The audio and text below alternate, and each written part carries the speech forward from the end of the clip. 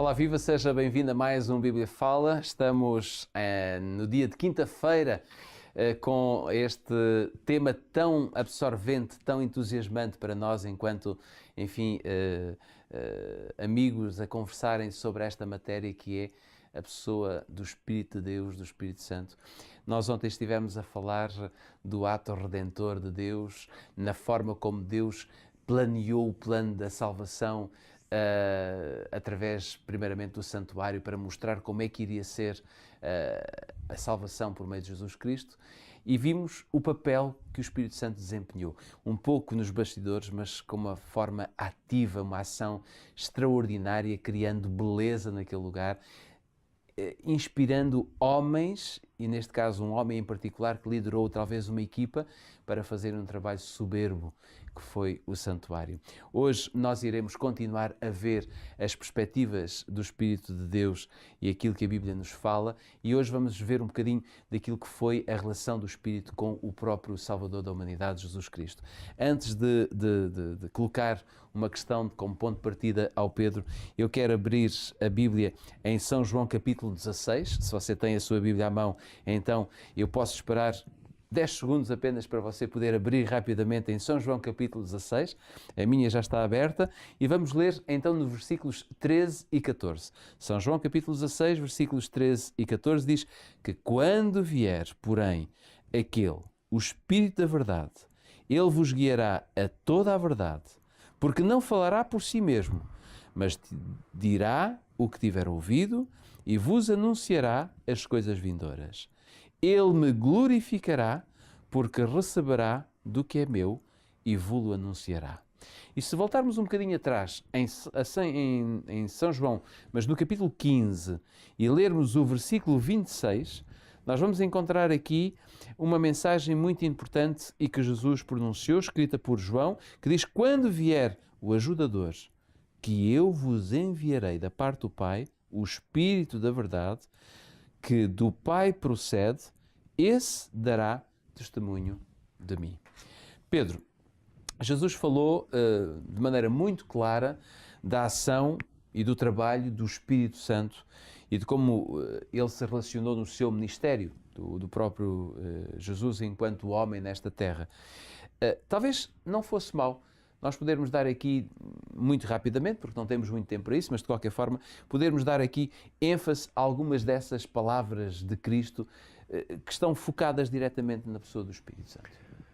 Sim, Jorge, e de facto nós usemos como meio principal os versículos precisamente que tu acabas de ler, que nos revelam esta essencial verdade acerca do Espírito. Relembrando mais uma vez este contexto, a obra e o ministério particular do Espírito Santo pode ser identificada como uma obra de bastidores.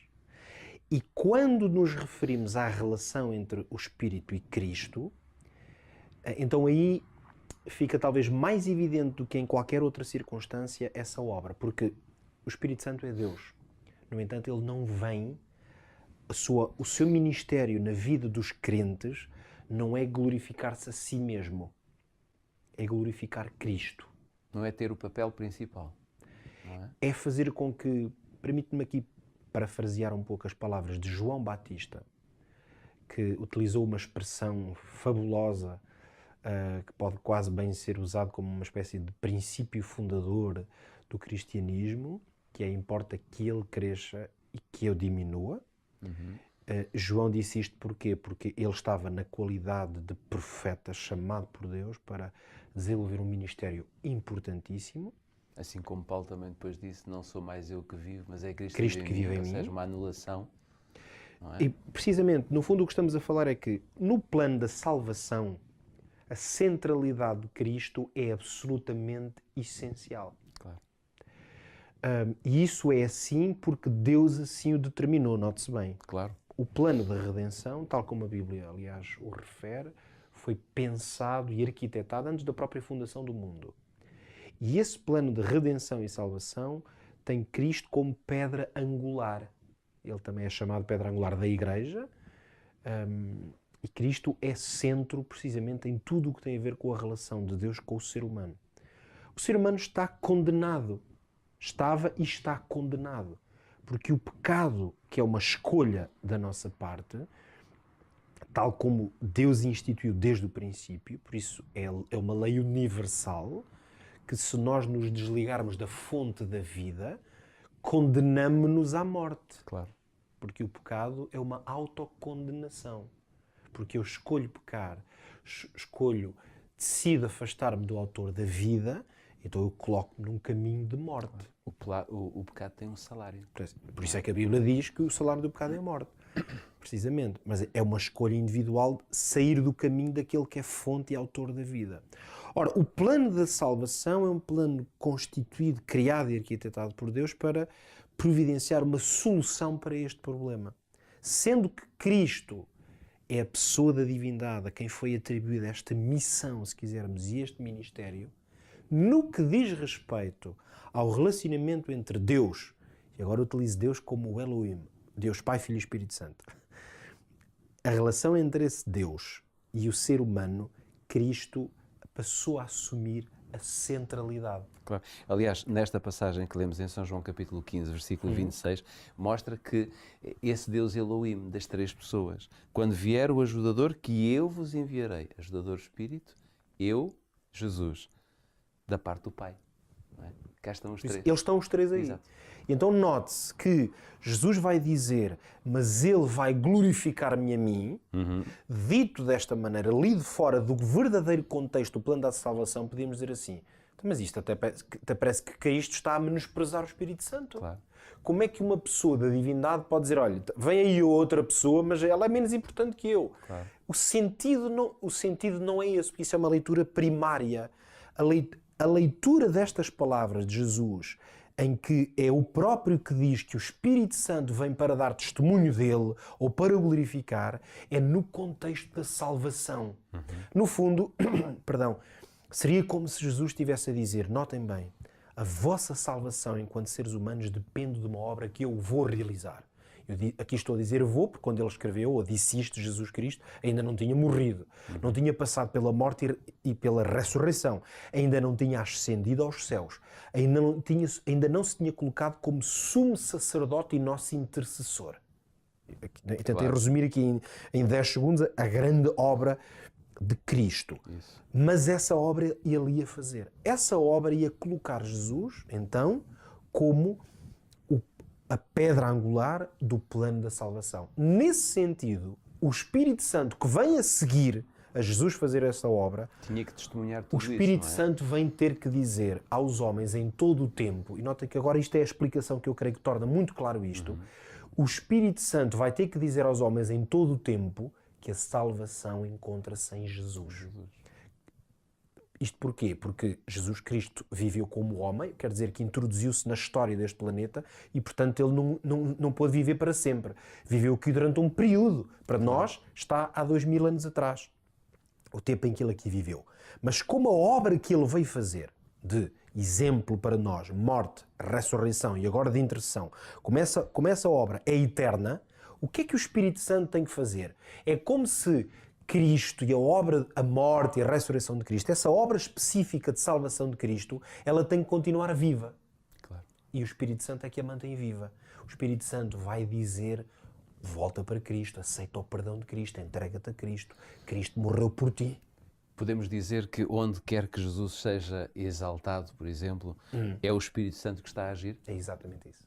Isso é o corolário das palavras de Jesus Cristo. Onde alguém exalta Jesus Cristo, onde alguém louva o nome de Jesus Cristo, que é o mesmo que dizer, onde alguém se assume como pecador e necessitado de perdão e reconciliação, é o Espírito Santo que está a fazer. Porquê? Porque o homem natural, basta olharmos à nossa volta, para a sociedade, ou se calhar dizer, basta olhar para nós mesmos às vezes. Nós, naturalmente, não achamos que somos fracos, não achamos que somos dependentes, não achamos que somos devedores. Mas o Espírito Santo, quando opera no coração de alguém, a pessoa diz não. eu não mereço nada, eu não sou capaz, eu preciso de Cristo para conseguir fazê-lo. Como Cristo não está aqui, os discípulos tiveram a oportunidade de ouvir Jesus dizer isso. Claro. Os líderes judeus ouviram Jesus dizer isso. Eles tiveram a oportunidade, em primeira mão, os que viveram com ele, dizer, ok, é este caminho. Como nós não temos Jesus aqui, o Espírito Santo tem que nos colocar na mesma posição em que os discípulos tiveram, ou as pessoas que viveram no seu tempo. E é a posição de dizer, ok, este Cristo é o meu Salvador, é o meu Senhor. Se quisermos, podemos dizer, se queremos conhecer o que é o trabalho de várias pessoas numa equipa, estas 3 pessoas da divindade dão-nos um excelente exemplo, o melhor exemplo de como é que é trabalhar em equipa. Como se trabalha em equipa. É isso mesmo. E o trabalho em equipa é que um não está a trabalhar para o seu benefício. Isso. Isso é o trabalho a solo. Isso. Cada um trabalha por o benefício de equipa. Isso pode querer dizer que eu posso ter que varrer o chão e o outro é que vai fazer a performance que todos vão admirar. Mas se o chão estivesse todo sujo, as pessoas iam olhar e só viam o chão sujo. Claro, claro. Então, quando cada um cumpre essa função, a obra aparece em todo o seu esplendor. Esta obra que aparece em todo o seu esplendor é a salvação. Por isso é que Jesus Cristo aparece como o ponta de lança dessa obra. Não é porque ele é mais importante, é porque lhe foi atribuída essa missão. E o Espírito Santo está-nos a dizer, a mim, a ti e a todos aqueles que nos veem hoje, o Espírito Santo diz, Jesus Cristo é o ponta de lança. Confia nele, deixa-o marcar os pontos todos na tua vida. E isso é que transforma.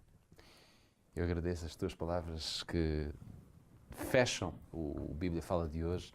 Sem dúvida, se tiver alguma dúvida, se tiver ainda alguma indecisão para tomar na sua vida, deixe que o Espírito Santo atue na sua existência, no seu pensamento, nas suas decisões, porque de certeza absoluta que você vai perceber. Ele não será o principal, mas ele dará todo o lugar àquele que nos salvou.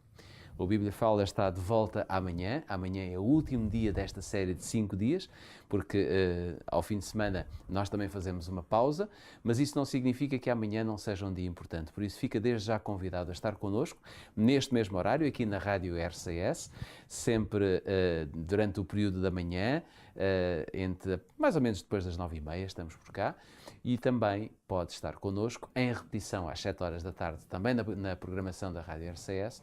E se quiser, poderá então ir ao Facebook, encontra-nos lá.